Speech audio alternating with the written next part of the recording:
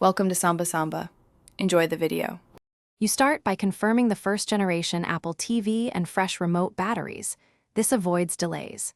Next, plug the HDMI cable into your TV and the Apple TV power cord into a live outlet, using a surge protector when possible.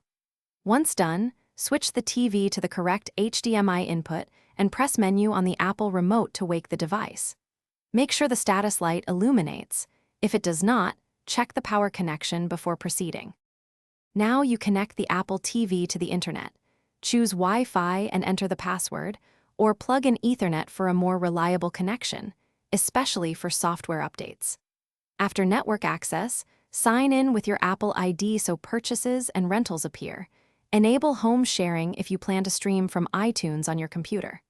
Then set video resolution and audio output to match your TV and speakers, and confirm date and time, so streaming services and downloads behave correctly. Finish by checking for and installing the latest software update.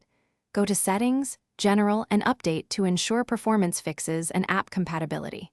Once updated, test playback with a short trailer or the YouTube app, and make small display or audio tweaks if colors or sound seem off.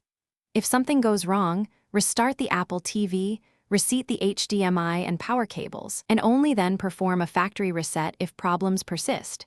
This restores defaults, but erases accounts and settings. Thanks for watching. Consider subscribing if we helped you.